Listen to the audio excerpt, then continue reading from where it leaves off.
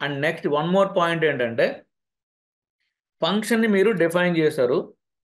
This is function and some code is there. ఇప్పుడు దీని definition అంటారు, దీని ఇన్వోకేషన్ అంటారు అన్న విషయం అర్థమైంది కదా. ఒకసారి మనం రీకాల్ చేసుకున్నాం కదా దాన్ని. ఇప్పుడు according to C language knowledge, right, can you say how many definitions will have to a function? ఒక ఫంక్షన్కి ఎన్ని డెఫినేషన్లు ఉంటాయి?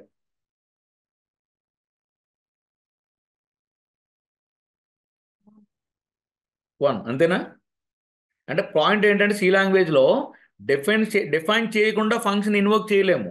డిఫైన్ చేసినా సరే ఇన్వోక్ చేయకుండా ఫంక్షన్ రన్ అవ్వదు అని కాన్సెప్ట్ చెప్పాను. బట్ ఇన్వొకేషన్ ఎన్నిసార్లు అన్నా చేయొచ్చు, బట్ డెఫినేషన్ మాత్రం ఒకటే ఉంటుంది according to C language. But ఒకదానికన్నా ఎక్కువ డెఫినేషన్స్ ఉండొచ్చా? According to C it is not possible. But according to object oriented programming it is possible. అంటే ఒక ఫంక్షన్కి మోర్ దాన్ 1 డెఫినేషన్ ఉండే ఛాన్స్ ఉంటుంది. And that is known as overloading. అర్థమైందా? Overloading అంటే అర్థం ఏంటంటే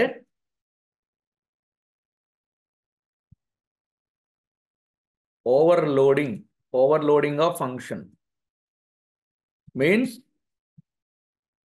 having more than 1 definition to a function. ఒక ఫంక్షన్కి ఒకదానికన్నా ఎక్కువ డెఫినేషన్లు ఉంటాయన్నమాట. ఒకే ఫంక్షన్ ఒకదానికన్నా ఎక్కువ డెఫినేషన్స్ ఎలా ఉంటాయని అన్నారు అనుకోండి.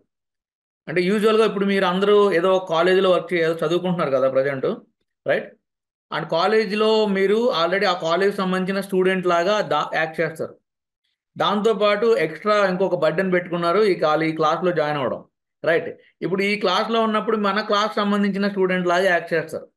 ఇది కాకుండా ఇంటి దగ్గర ఉన్నారనుకోండి, ఒక డాటర్ లాగా ఒక సన్ లాగా ఇంటి దగ్గర యాక్ట్ చేస్తారు.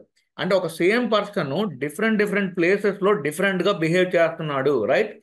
సిమిలర్లీ ఒక ఫంక్షన్కి సంబంధించి ఒక వర్క్ కాకుండా, అంటే ఫంక్షన్ డిఫైన్ చేయడం అంటేనే ఒక స్పెసిఫిక్ జాబ్ దానికి అసైన్ చేస్తున్నట్టు, బట్ మోర్ దెన్ 1 జాబ్ని దానికి అసైన్ చేసే అవకాశం ఆబ్జెక్ట్ ఓరియంటెడ్ ప్రోగ్రామింగ్స్ ఇస్తాయన్నమాట.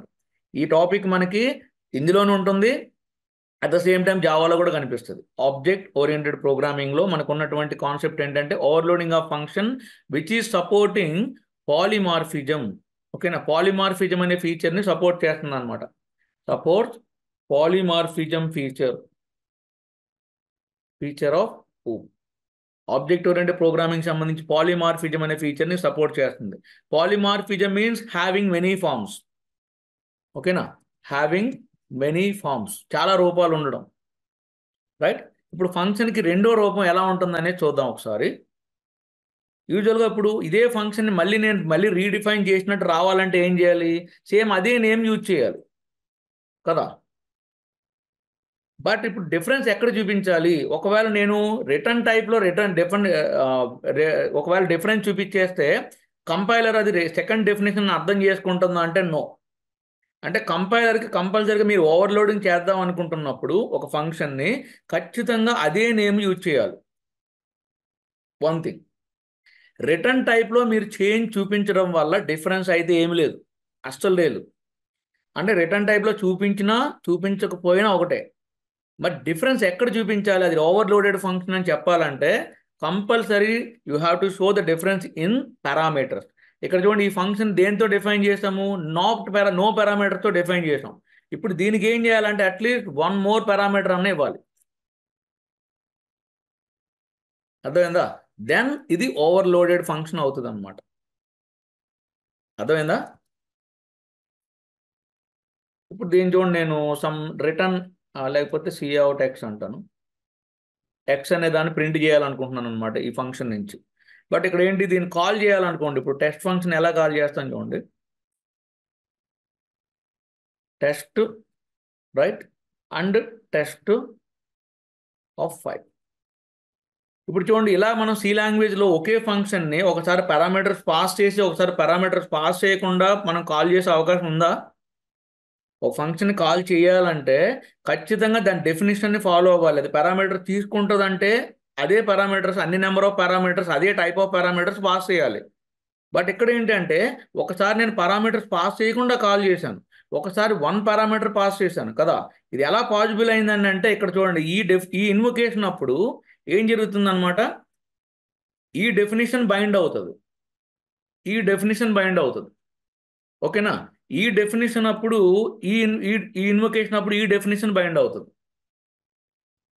అర్థమైందా? అందుకని దీన్ని ఇంకొక పేరుతో కూడా పిలుస్తారు, దీన్ని కంపైల్ టైమ్ పాలిమార్ఫిజం అని కూడా అంటారు. Compile time polymorphism, because which definition to be attached అనేది ఎక్కడ డిసైడ్ అయిపోద్ది అంటే కంపైల్ టైంలోనే డిసైడ్ అయిపోతుంది. అండ్ దీన్నే ఎర్లీ బైండింగ్ అని కూడా అంటారు, దీన్నే స్టాటిక్ బైండింగ్ అని కూడా అంటారు. ఇందులో ఏ పదం వాడినా ఒకటే. మీన్స్ ఫంక్షన్ ఓవర్లోడింగ్ అనే కాన్సెప్ట్లో we will have more than one definition for a single function. అర్థమైందా? అండ్ దాన్ని మనం అకార్డింగ్ టు పారామీటర్స్లో డిఫరెన్స్ చూపిస్తూ మనం డిఫరెంట్గా కాల్ చేసి ఇన్వోక్ చేసే అవకాశం కనిపిస్తుంది. This is one of the important concept and which is needed to Java.